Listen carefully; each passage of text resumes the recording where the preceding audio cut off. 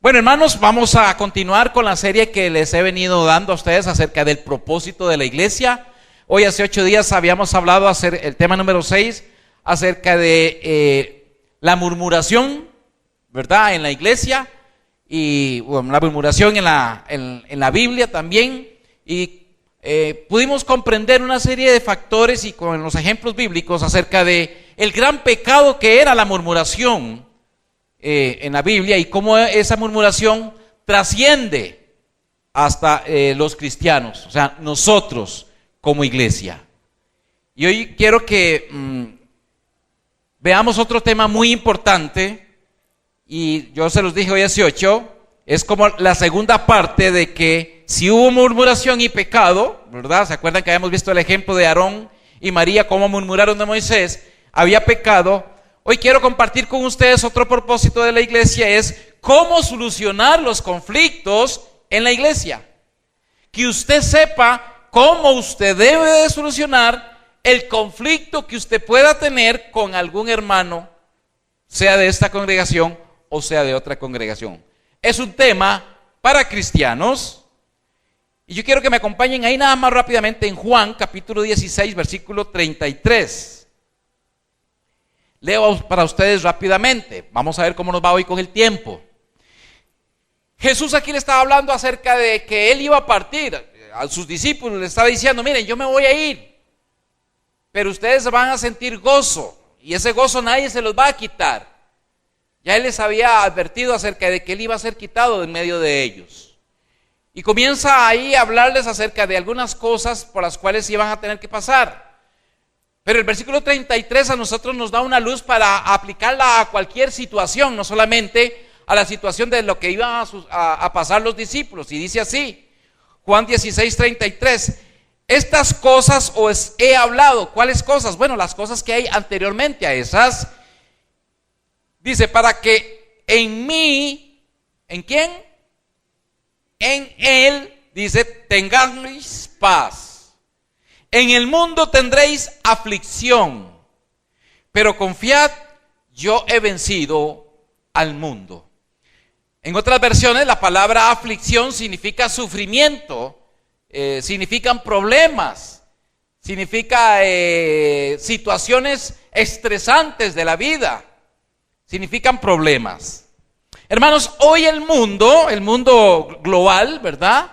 El mundo que no conoce al Señor y envuelta nos lleva a nosotros, tiene un conflicto tremendo, hay un conflicto sin terminar. Constantemente nosotros podemos ver cada minuto, cada hora, cada segundo, el mundo tiene un conflicto constante. Basta que nosotros abramos el periódico o veamos la televisión o las noticias para comprender que el mundo no tiene paz. El mundo está bajo siempre un conflicto, una aflicción, un sufrimiento. Y los cristianos somos arrastrados juntamente con ese mundo. Muchos inocentes, ustedes pueden ver, niños, mujeres, ancianos, gente pobre, son víctimas de ese conflicto global que hay en el mundo. El hombre no ha podido solucionar sus conflictos. Y hermanos, y los conflictos no son ajenos a la iglesia de Dios. No quiere decir porque nosotros llegamos un día a Cristo, aceptamos al Señor y cada uno de nosotros fuimos sellados con el Espíritu Santo, que la persona que está a su lado usted la quiere como hermana porque tiene el mismo Padre, lo vimos hoy hace 8. No quiere decir que ya por eso nosotros no entremos en un periodo de conflicto dentro de la iglesia. Hay iglesias que se han dividido totalmente, hay otras iglesias en donde miembros se han ido, y hay iglesias en donde hay miembros, pero que no tienen comunión unos con otros, precisamente porque hay un conflicto que hay que solucionar. El mundo soluciona sus conflictos de una manera muy diferente. El mundo soluciona sus conflictos satisfaciendo su carne, su ego, el derecho, su posición, ¿verdad? Y hacen con estas cosas, tratando de solucionar estos conflictos, lo que hacen es agravar cada vez más la situación. Muchos de ellos hacen que las personas o los dirigentes, los políticos, crean guerras, pleitos, hasta matan personas cuando hay un conflicto entre ellos. Maldiciendo, agrediendo, haciendo una serie de cosas para poder satisfacer un deseo que hay en el corazón de ellos de solucionar un conflicto. Ustedes lo pueden ver, eso no es de extrañar, o sea, no es algo que yo estoy hablando aquí de que no sucede. ¿Cómo han sucedido, cómo han solucionado los conflictos de las personas? Se dice mucho que para la paz del Medio Oriente, llamar al diálogo, y ese diálogo pasan años y años, décadas y décadas, y han pasado miles de años, y Medio Oriente nunca ha tenido paz. Y los conflictos que hay ahí internos se han solucionado solo mediante un baño de sangre. Los conflictos tal vez aquí en nuestro pueblo, en su casa, en su barrio, a veces se han solucionado a golpes,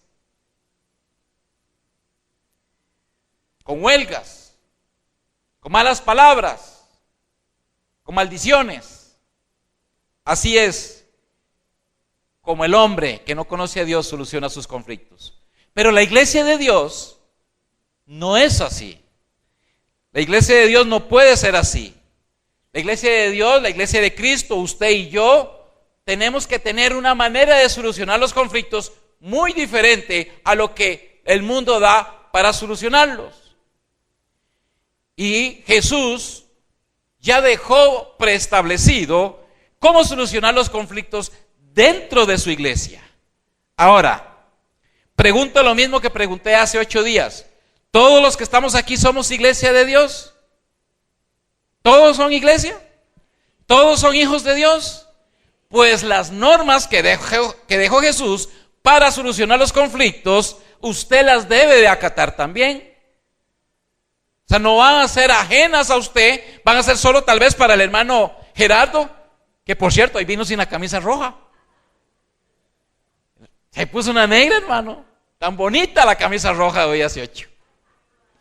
Bueno, hoy vamos a bajar quedito al hermano Gerardo.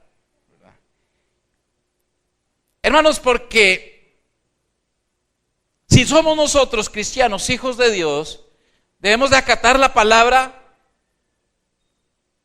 cualquiera que sea la recomendación, cualquiera que sea la amonestación, como dice. Mientras la iglesia esté compuesta de seres humanos imperfectos, como lo es usted y yo, mientras hayan diferencias de personalidades, mientras tengamos diferencias de caracteres, inclusive la consanguinidad, no sé si sabe lo que es eso, pero los genes de nuestra sangre, por decir algo, de donde provenimos, a veces contribuye a que nosotros tengamos conflictos con otras personas. Todo eso influye. Entonces, mientras seamos así, hermanos, no es de extrañar que la iglesia de Cristo, y ahora hablemos acerca de nuestra congregación aquí en este recinto, no vayamos a tener problemas. Es difícil que en una familia no hayan problemas. Si empezando por papá y mamá son los que más tienen problemas. Amén. ¿Cierto o no es cierto? ¿Cómo no vamos a esperar que entre hermanos hayan problemas si papá y mamá tienen problemas? Y a veces hay problemas entre papá e hijo, y hija y mamá, etcétera. Pues si la iglesia somos una familia de Dios, pues lógicamente también vamos a tener problemas, vamos a tener conflictos. Lo que pasa es que a veces nosotros mudamos esos conflictos o no los sacamos a flor, sino que los dejamos ahí queditos dentro de nuestro corazón. O optamos por otras medidas un poco más fáciles, como es me voy de la iglesia. O no le hablo a tal hermano, o no le hablo a tal hermana. Voy de vez en cuando a la iglesia para no topármelos, para no verlos. Y eso no puede ser en la iglesia de Dios. No puede ser. Yo quiero que primero quiero decirles otras cosas. Jesús sabía que no solamente nosotros íbamos a tener aflicción, tristeza, preocupación, problemas, incomodidades con respecto a las cosas del mundo, sino que aquí también. Aquí también nosotros podemos tener problemas, aflicciones, disgustos. Y Jesús dijo, ¿saben qué? Tengan paz. Si hacen las cosas como yo se las he ordenado, tengan paz. Yo he vencido. Cuando Jesús dice yo he vencido al mundo, es el espíritu que opera en el mundo. No es a las malas personas, no es al mundo malo. No, Jesús venció al espíritu que operaba en los hijos de desobediencia. El espíritu que hace que uno no busque a Dios. Jesús venció ese espíritu. Y ahora nos dice a nosotros, mire, tengan paz. ¿Qué tienen ahí adentro? ¿Qué tenemos adentro? El Espíritu Santo. Por lo cual el Espíritu Santo es el que nos tiene que traer esa paz. En otra versión dice que sean valientes, no sufran, sean valientes. Yo he vencido al mundo. Y con estas palabras Jesús les dijo a sus discípulos que cobraran ánimo. Y Jesús tampoco nos va a abandonar a nosotros.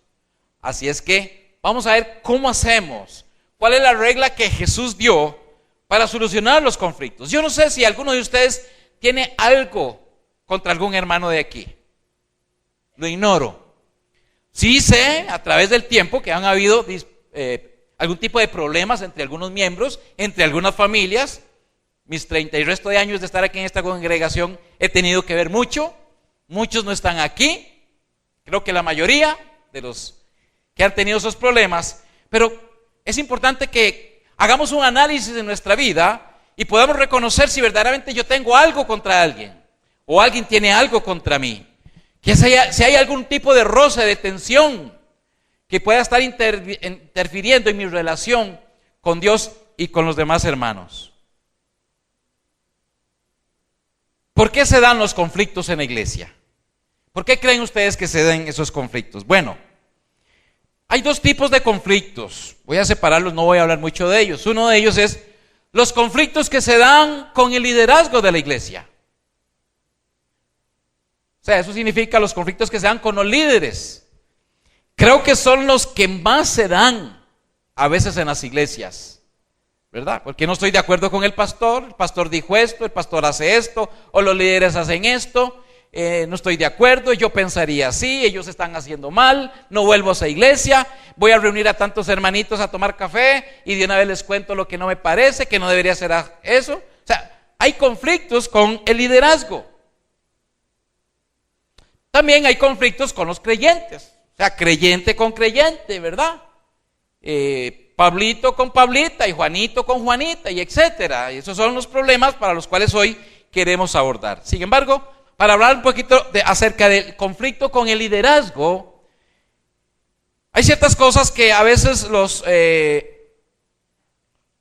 el pueblo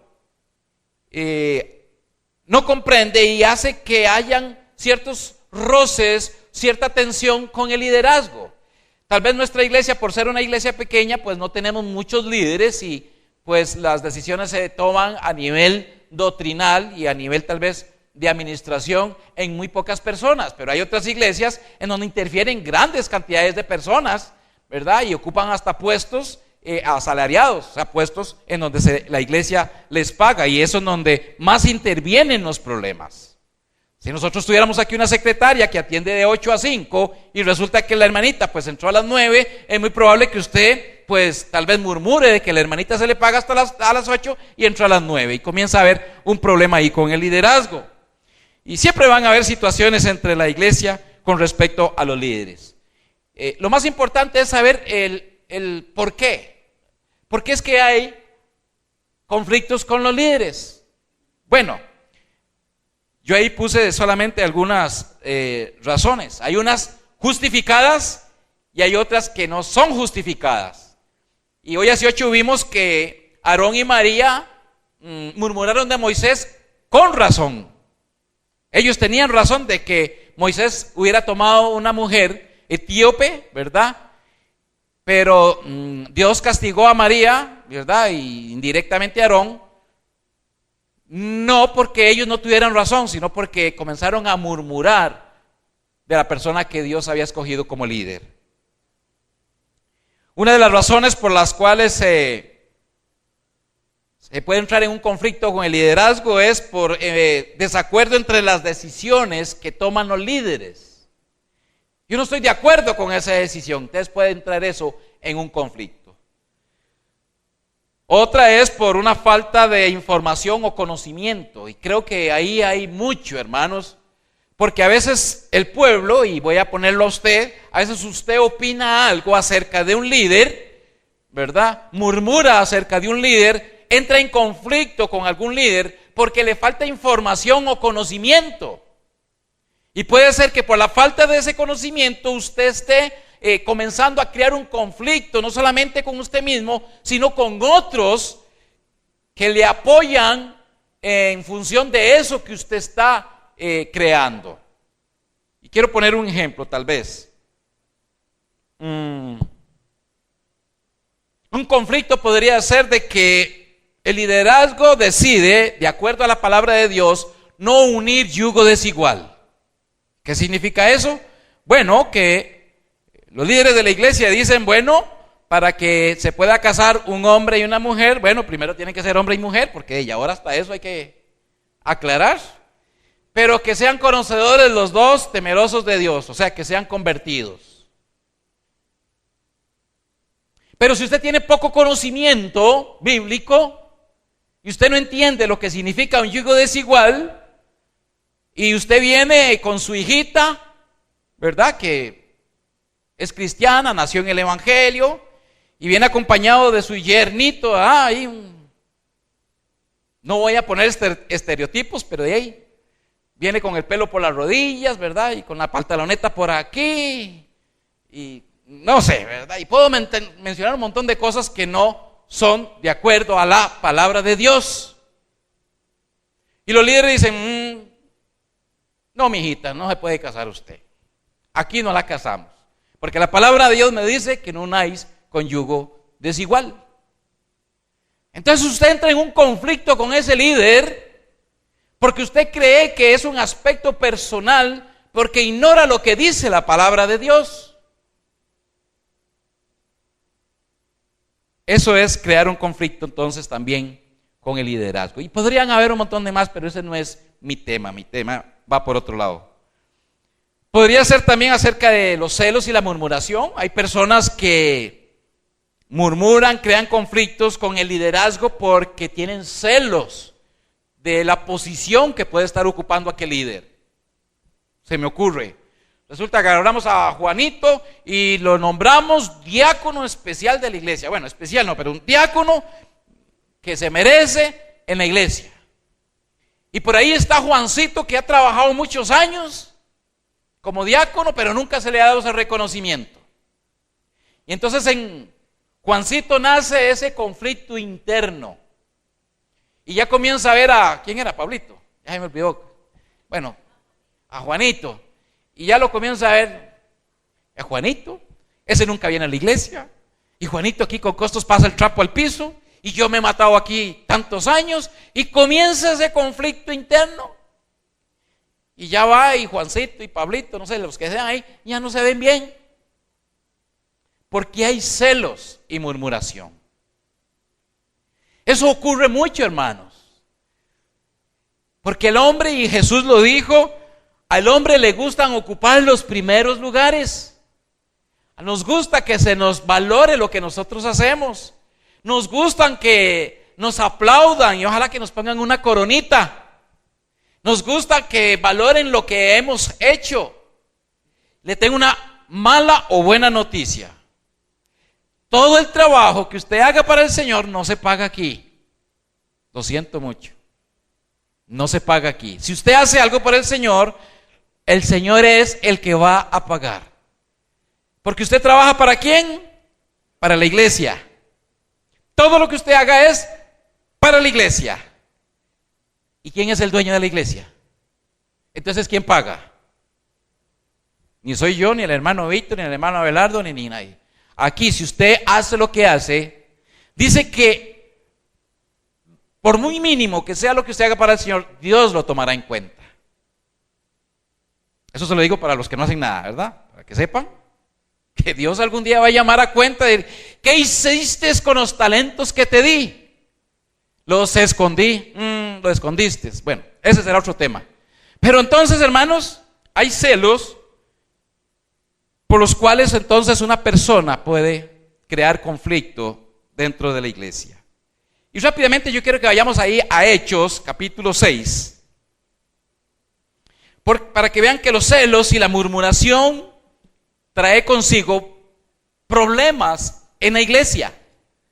Pero si son bien tomados, si son bien fundamentados en la palabra de Dios, podemos más bien hasta sacar provecho. Hubo una situación, leo rápidamente para ustedes, Hechos capítulo 6.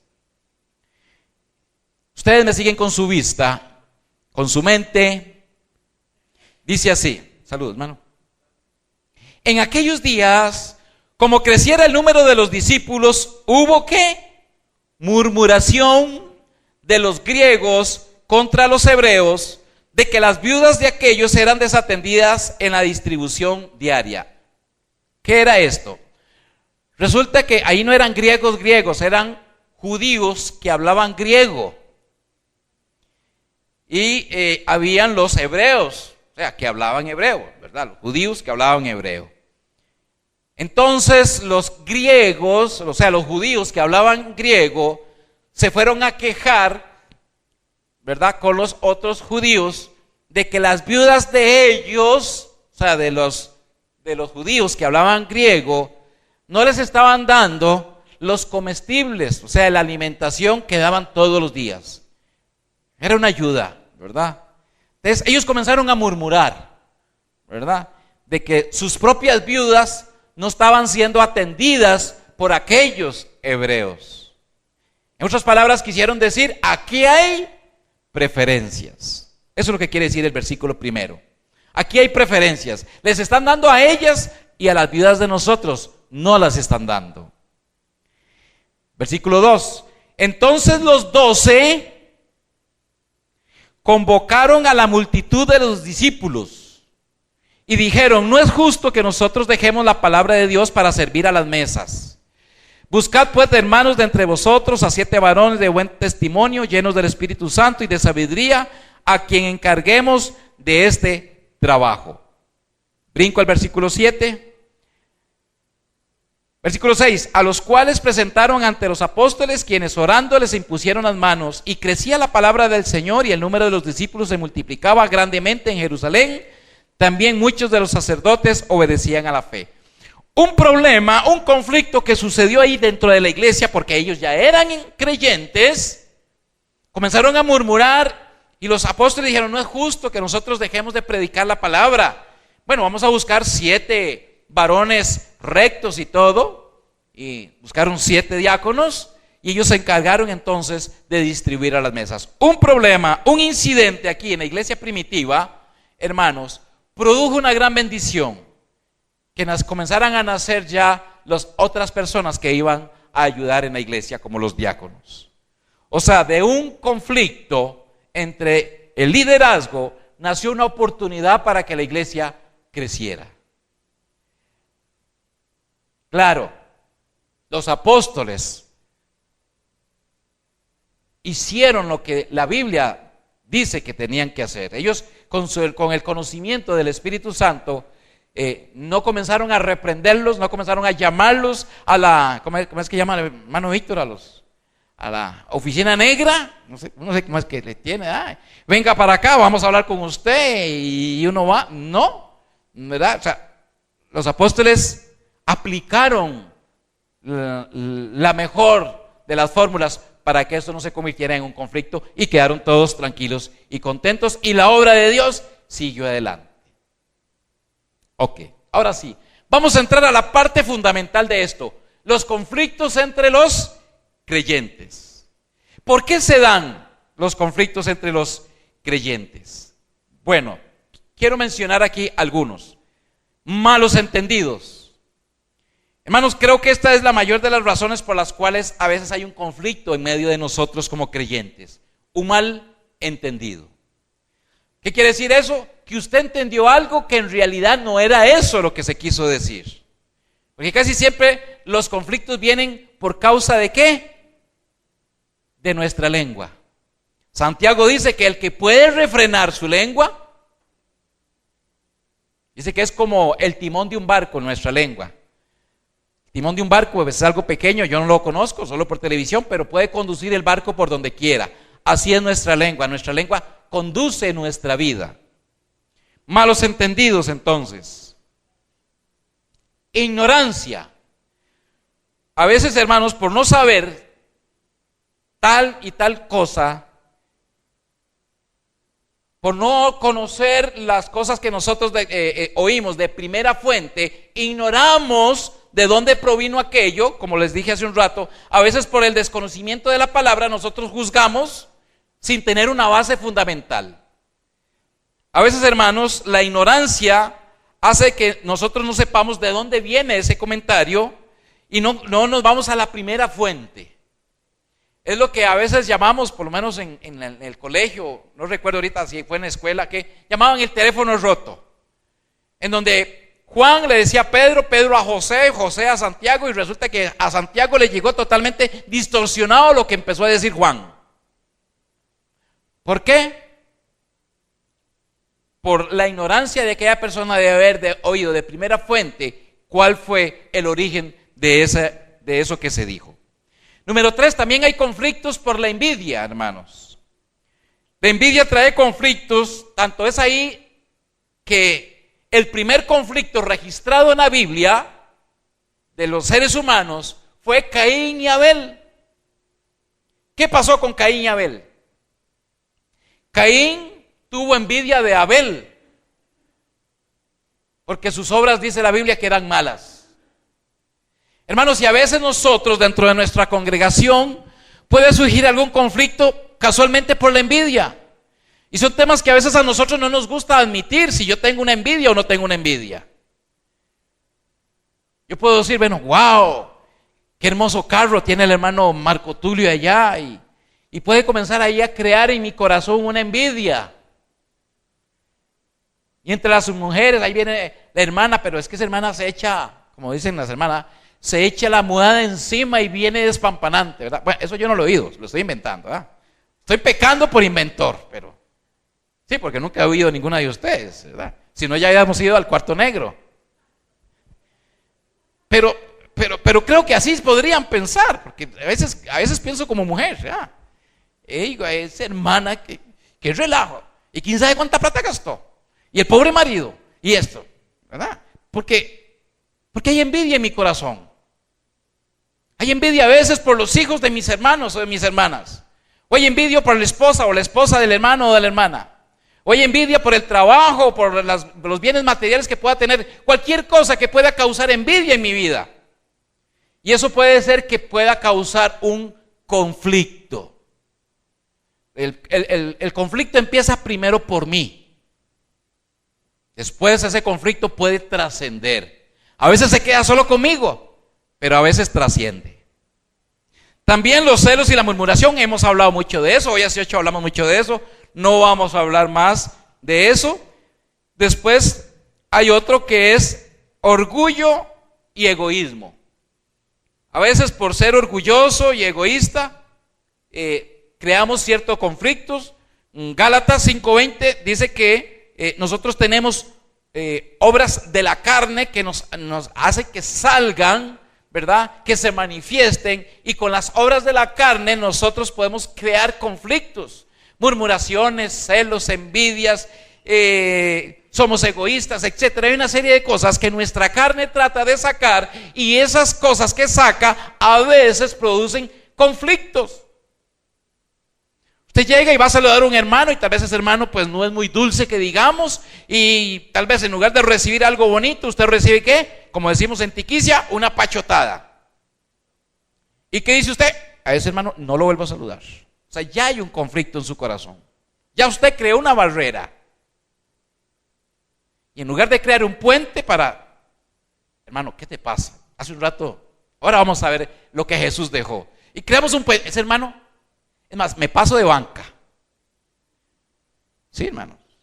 Hermanos, yo he oído testimonios de personas que van entrando y ven donde está el hermano y se devuelven, se van para la casa porque ese día llegó el hermano. O hay conflictos entre familias, los Araya con los Gómez. ¿Alguien es Araya aquí? Ay, perdón, es que yo soy Gómez. Hay un montón de Arayas, me metí con un montón de Arayas, ¿no? Sí. Y hay otro, por ahí, otro conflicto. Otra razón por la cual puede haber un conflicto es ofensas que nunca han sido perdonadas, aunque usted diga que sí. Hermano Roberto, sí, yo te perdoné, pero en mi corazón no te perdoné, porque siempre tengo aquello. Sí, está bien, hermano, pero el hermano lo veo a pie que va ahí bajo un aguacero y no lo monto en el carro, pero lo perdoné. ¿Ah? Ofensas no perdonadas. Entonces, hermanos, a todo eso que hemos hablado, pregunto, ¿cómo entonces se deberían de manejar los conflictos en la iglesia? ¿Cómo los podemos solucionar? Ahora, y otra pregunta importante, ¿quién debe de ocuparse de solucionar los conflictos? Vamos a ver quién es la persona que debe de ocuparse de solucionar los conflictos. Jesús nos dio cuatro pasos a seguir. Y yo quiero que vayamos ahí es donde verdaderamente empieza ya el tema. Mateo 18. Acompáñenme todos, hermanos, que ustedes puedan ver en su Biblia y no digan que yo dije algo que no está en la Biblia. Mateo capítulo 18, versículo 15.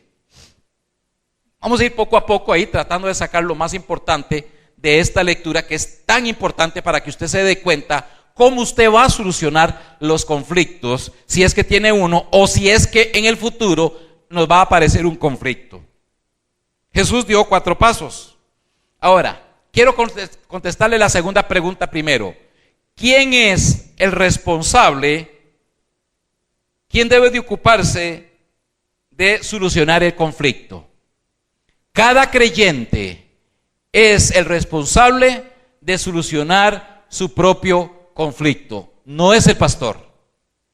Estamos cerrados cuando nosotros traemos un problema al pastor o traemos un problema a algún líder acerca de un problema que yo tengo o un conflicto que yo tenga con un hermano. Eso no es bíblico. Usted estaba en contra de lo que dice la palabra de Dios. Eso no es lo correcto. Yo me enojé con Carlos me dijo unas cosas, no me gustaron, y más tarde estoy llamando al hermano Víctor. Hermano Víctor, fíjate que Carlos en el culto ahí pasó esto y esto y esto, me dijo esto y esto. Esa no es la regla bíblica, eso es lo que vamos a aprender, y eso es lo que más se hace, ¿cierto o no? Los pastores o los líderes tienen suficiente con sus propios problemas que resolver. No es bíblico. No he encontrado yo en la Biblia que yo me enojo que Pablo se enojaba con Silas y tuvo que llamar a Pedro para que interviniera, ¿no? Pablo se confrontó con Pedro y decidieron los dos. Bueno, entonces que quede claro que para resolver un conflicto es usted el primer responsable de ocuparse de solucionar el conflicto. Nadie más. Ahora vamos a ver los pasos que puso Jesús. Dice así, versículo 15 del capítulo 18 de Mateo. Por lo tanto, dice Jesús, si tu hermano peca, ¿qué dice? Peca es cualquier cosa que usted sienta que su hermano le hizo. Dice, contra ti, ve. ¿Quién dice? ¿Qué dice, hermanos? Duro. ¿Qué dice ahí en su Biblia? Ve a buscar al pastor. Ve a buscar al líder, al hermano Abelardo, a la hermana Esther. ¿Verdad que no? ¿Qué dice? Ve. ¿Y qué? Y repréndele. Ahora, esa palabra repréndele no es llegar y pegarle una regañada, no es eso. No. Repréndele es preguntarle, es llegar a dialogar con esa persona, es llegar y decirle, hermano, me ofendiste en esto, o oí que dijiste esto, me hiciste esto otro, el problema que sea, el conflicto que usted tenga, dice, repréndele, estando ¿quién? Tú y él, ¿cómo? Solos. No es que yo voy a traerme la pandilla.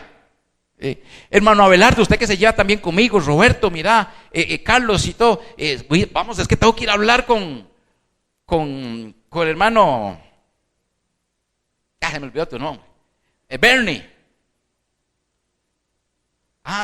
No, ahí dice que solos, yo y él y yo solos, vamos a ir a solucionar ese conflicto. ¿Y qué dice? Si te oyere, si te pone atención, porque sí te va a oír. Si te pone atención, si escucha tu reclamo, si acepta lo que le estás diciendo, si dice, sí, hermano Álvaro, la verdad es que tenés razón, me dice Bernie. Tenés razón, sí, es que dije eso, un momento, cólera, perdóname, discúlpame. ¿Qué dice? Has ganado a tu hermano, porque él había pecado contra mí. ¿Me están entendiendo, hermanos?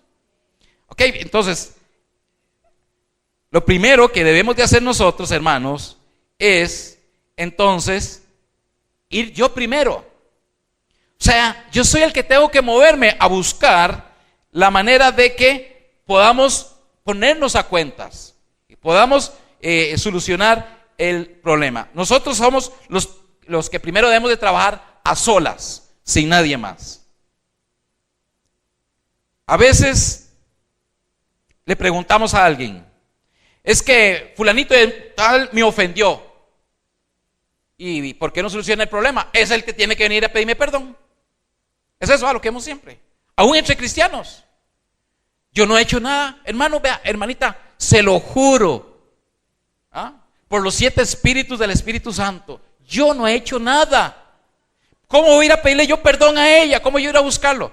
Pues Jesús dice aquí, y quiero aclarar eso porque en 2 sermones he oído, y sé que a veces nosotros por decir las cosas rápido, decimos lo que no es, y no es porque no la sepamos, pero se ha dicho en 2 sermones de que cuando traemos nuestra ofrenda al Señor, si yo tengo algo contra alguien, que la deje. No, la palabra lo que dice es que si yo traigo la ofrenda y alguien tiene algo contra mí, léanlo y verán que es así. No es si yo tengo algo contra Roberto. Es que si yo traigo la ofrenda y yo sé que Roberto tiene algo contra mí, yo dejo la ofrenda y voy y me pongo en paz con el hermano. O sea, yo fui el ofendido. Él es el ofensor. Pero Jesús aquí, la fórmula de él es, el ofensor es el que busca al ofendido. ¿Quién buscó al pecador? Fue el justo. Amén. Pues es la fórmula igual. Jesús justo vino a buscar a los pecadores. Es la misma fórmula que nos toca a nosotros ahora. Usted pecó contra mí, no me queda más remedio que buscarlo a usted. Espero que no, porque usted sabe lo que es buscar a tantos, pero Dios guarde. Pero esa es la fórmula. Entonces eso de que la parte ofendida tiene que esperar al ofensor, quitémosla de nuestra mente. Yo sé que a muchos de ustedes puede ser que les cueste. Yo qué sé, pero ¿cómo es? El hermano Gerardo, todo lo que me dijo, todavía yo ir a buscarlo y decirle, hermano, no. Mejor lo perdono de corazón. No, es que perdón de corazón no existe. Bueno, entonces el que me ofendió es el que yo debo de ir a buscar, a solas. Entonces, resulta que si logro convencerlo de su pecado, entonces lo he ganado. O sea, el hermano otra vez lo libro de esa atadura que tenía. El hermano Roberto me ofendió, voy y lo busco a solas. Roberto, ¿qué te pasó, hermano? ¿Te hice algo? ¿Qué pasó? La verdad, hermano, no, Álvaro, no, es que no he estado bien, tengo problemillas y dije lo que dije porque soy humano.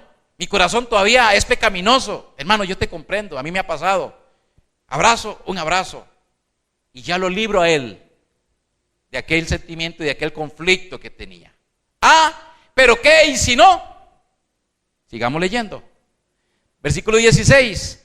Más, o sea, pero si no te oyere, o sea, si no te hace caso,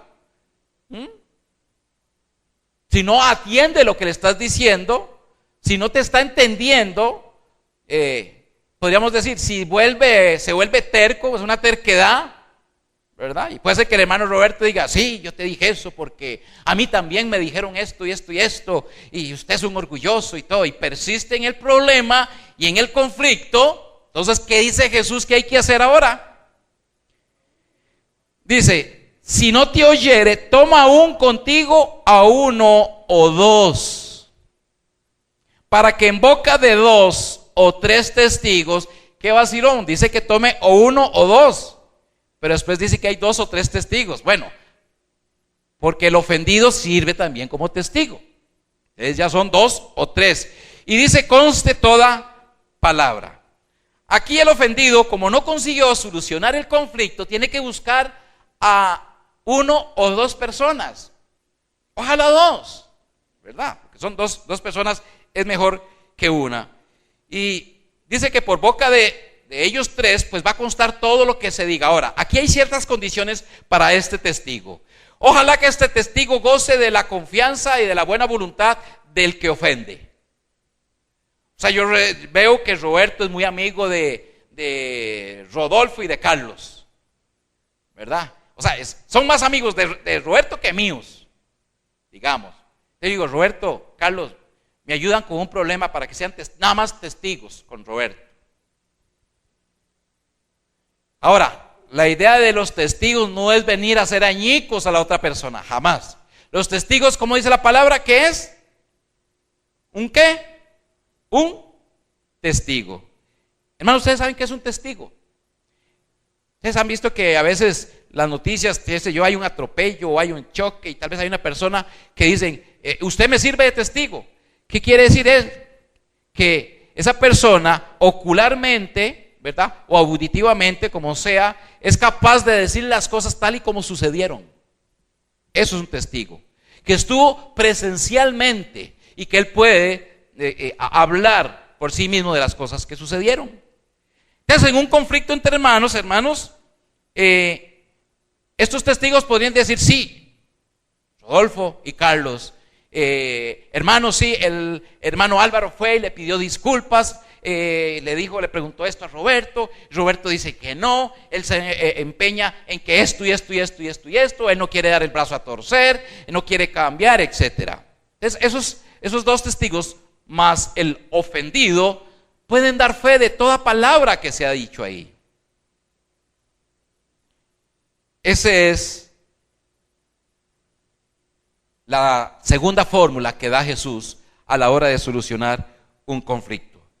Ahora, exhortar al hermano errado no significa declararlo solamente culpable. En realidad, porque usted puede decir, bueno, y en cada conflicto esto se me va a hacer más grande el conflicto. En realidad no. Ahora, se me olvidó decirles, de acuerdo a las estadísticas y a lo que pude averiguar acerca de este tema, el 90% de los conflictos, o sea, de cada 10 conflictos que pudiera haber en esta iglesia, 9 se solucionan en el primer paso. Cuando yo voy donde Roberto, sí, eso no es nada, tráeme un abrazo, te invito a tomar café y todo, y ahí murió todo. De 10, 9. Solo 1 va a trascender al siguiente paso, y es en donde vamos a tener que ir a traer 1 o 2 testigos para que conste toda palabra que entre ellos se dijo. Ahora, estos testigos tienen una función. Estos 2, ¿verdad? Porque el ofendido ya tiene su causa, pero los 2 testigos tienen una función vital. Son los que van a informar en el punto 3 que Jesús menciona. Sigo leyendo, versículo 17. Dice, si no los oyere a ellos, o sea, este hermano es terco, ¿verdad? O hermana, ¿verdad? Dice, si no los oyere a ellos, dilo ¿a quién? A la iglesia. Ok, vamos a quedarnos ahí. Dilo a la iglesia. El tercer paso, hermanos, ya habiendo fracasado el segundo, primero fracasó el primero, después el segundo, es llevar el caso a la asamblea general, o sea, a la iglesia, o sea, a ustedes. ¿Por qué ustedes me van a preguntar, ¿y qué tengo que ver yo en ese tanate que se tiene Álvaro y Roberto? ¿Qué me importa a mí? O sea, claro que te importa. todos los problemas que conciernen a la iglesia del Señor nos deben de importar. Nosotros no nos damos cuenta de un montón de situaciones que pasa en la iglesia del Señor que deberíamos, que si las supiéramos, deberían de darnos algo de pesar. No sé, la iglesia en África que está muriendo, que matan pastores, que matan cristianos, que los queman, que los asesinan. ¿Es la iglesia del Señor? Es parte de nuestra familia. Ellos también son hijos de Dios. Cristo murió también por ellos. Entonces, estos dos testigos son los que le van a decir a la iglesia cómo fue verdaderamente la reacción y qué fue lo que pasó con el conflicto entre estos dos hermanos. Estos testigos podrán asegurarle a la iglesia todos los hechos acontecidos. Y así el ofensor no puede decir: yo no dije eso, así no fue, porque ya hay tres personas que le van a decir a la iglesia: iglesia, resulta que el hermano, hoy la agarré con el hermano Roberto, ¿verdad? Sí, te debo un café. Sí. Con lechita, ok. Y resulta que entonces yo vengo y vienen los testigos y le decimos a la iglesia: hermanos, el hermano Álvaro tuvo un conflicto con el hermano Roberto y nosotros vinimos como testigos y lo que dice el hermano Álvaro es correcto porque el hermano Roberto no se quiere retractar. Y hay una palabra griega, no sé si por ahí la puse, una palabra griega que es cuando uno no quiere oír, no sé si sé que la estudié, o sea, cuando dice que si no te oyere, la palabra griega que dice no te oyere es oír de lado. Eso es lo que la traducción griega significa. O sea que cuando alguien me oye y yo estoy viendo para la pared, o sea, estoy oyendo de lado, como diciendo: porta a mí. Eso es lo que quiere decir la palabra griega cuando dice si no te oyere. Entonces estos testigos vienen a la iglesia, dicen: hermanos, así es que hay el hermano Roberto, pues en él no está el Espíritu Santo. Resulta que vino el ofendido y se quiso poner siguiendo la regla de Jesús, lo buscó en amor, solos, hablaron, él se volvió para la pared y no quiso oírlo. Pues siguiendo la regla de Jesús, él fue, se buscó dos testigos, ¿verdad? Que gozan de buena confianza del ofensor, amigos, íntegros, maduros. No de esos buscapleitillos que sí, que les gusta meterse ahí donde hay bochinche, ¿no? Y también él comenzó, dice que no le oyó, o sea, comenzó a ver para la pared. Hermanos, así es que venimos ante ustedes a exponerle el problema. ¿Y qué es lo que dice Jesús? ¿Cuál es el veredicto que dice Jesús después de haber pasado esas tres cosas? Y si no lo oyere la iglesia, o sea, quiere decir que esta persona no quiere nada con la iglesia. O sea, no puede decir que diga: yo tengo la razón, todos ustedes están equivocados. Jesús dice: ya pasó las varias pruebas, los varios pasos, el procedimiento adecuado. Y dice: y si no lo oyere a la iglesia, dice, tenlo por gentil y publicano. En otra versión dice que tenlo por una persona que no tiene al Señor. Eso es lo que quiere decir. Un gentil era un pecador, un gentil era un pagano. Entonces la persona que se comporta así hay que tenerla así. O sea, ya la iglesia dice: ok, entonces resulta que este hermano es un pagano, no cree en Dios, no tiene el Espíritu Santo, no es miembro de esta iglesia. Y vean lo que dice Jesús: tenlo por gentil y publicano. De cierto os digo que todo lo que atéis en la tierra será atado en el cielo, y todo lo que desatéis en la tierra será desatado en el cielo. Eso no tiene que ver absolutamente nada con esa atadera y desatadera que tienen a veces los pastores de que ato demonios aquí y el domingo siguiente andan libres otra vez. Nada de eso, ¿verdad? Aquí lo que quiere decir es que en la iglesia, en ese acto de disciplina, lo que decidamos aquí como iglesia, ya Dios lo aprobó en el cielo. Eso es lo que quiere decir eso. que si la iglesia aquí dio este veredicto, Dios aprueba ese veredicto en el cielo. No es que usted desata y te desato de espíritu de esto y lo... No. Olvidémonos de eso no es así. Sigue hablando Jesús.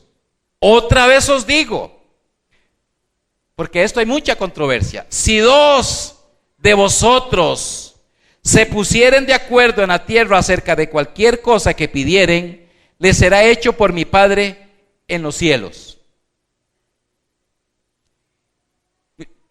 Sigo adelante en el 20. Porque donde están dos o tres congregados en mi nombre, allí estoy yo en medio de ellos. Okay. Quiero enfatizar que ese versículo 20, muchos de nosotros, tal vez en el pasado y hoy por hoy, en muchas iglesias, y quizás usted mismo, porque no ha comprendido bien el mensaje, utiliza esto. Hermano, oremos aquí, voy a orar por trabajo, porque dice la Biblia que en donde hay dos o tres congregados en tu nombre, ahí va a estar Él.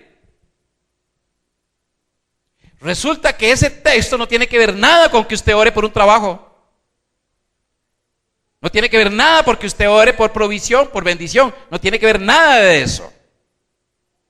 Le hago una pregunta. Cuando usted ora solo, ¿Dios no está ahí a la par? Jesús no dijo, y estaré con vosotros todos los días del mundo. O sea, que yo necesito a Roberto para que Dios esté conmigo. No. Pero si Roberto y yo nos ponemos de acuerdo en el conflicto, ¿quién cree usted que está de testigo entre él y yo cuando nos ponemos y nos abrazamos y decimos, hermano, perdóname? Sí, claro, hermano, te perdono. ¿Quién cree usted que está ahí? Por eso dice, donde dos o más se congreguen en mi nombre. Entonces, Roberto y yo, como hijos de Dios, en nombre del Señor Jesús, nos congregamos, significa reunión. Congregación no significa solamente un montón de gente. Roberto y yo nos podemos reunir solos, solucionamos el conflicto y Jesús dice, ahí estoy yo. Y por eso dice dos, porque en donde están dos o tres, ¿por qué? Porque también puede ser el testigo, no en la primera fase, sino en la segunda. Cuando yo me traigo a a Rodolfo, y me voy por donde Roberto, Roberto, mira, me traje a Rodolfo, que es tu gran amigo, y comen juntos para que este problema, taca. Y resulta que Roberto dice, sí, hermanos, tienen razón, ustedes dos me convencieron, perdón y todo. O sea, ¿y cuántos habían? 3. ¿Y ahí estaba el Señor? Por supuesto que sí. Y eso es lo que significa, hermanos. A veces nosotros sacamos el texto del contexto general que tiene, y por eso es que hacemos a veces ciertas afirmaciones que la Biblia no hace. Porque aquí lo que tiene que ver es con respecto a la ley de disciplina. Termino con esto, hermanos. Está la otra parte. Hay una parte ofendida y hay un ofensor, y se soluciona el problema. Pero el ofendido tiene que tener una actitud. El ofendido tiene que tener una actitud, y es su actitud de perdón. Cuando yo voy y soluciono el problema con Roberto, y Roberto dice, sí, hermano, perdóname, la verdad es que se me fue la mano. Y yo digo, sí, está bien, te perdono. Pero en mi corazón no hay un verdadero y genuino perdón. La actitud que Jesús tomó cuando Él en la cruz derramó toda su sangre y les dijo, Padre, perdónalos porque no saben lo que hace, es una actitud de amor que trasciende todavía hasta el día de hoy. Cada vez que nosotros pecamos, para tomar lo que estaba diciendo el hermano Roberto, cada vez que usted y yo pecamos, no sabemos lo que hacemos.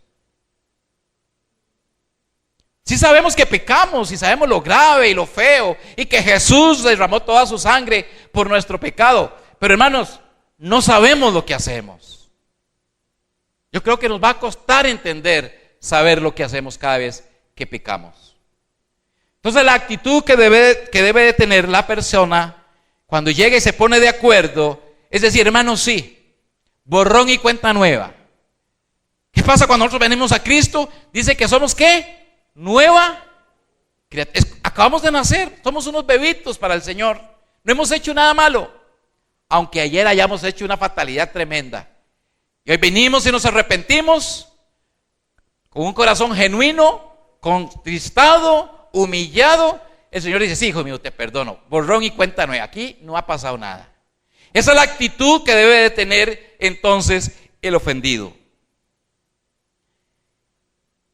Es el perdón. Jesús se propuso algo con estos 4 pasos.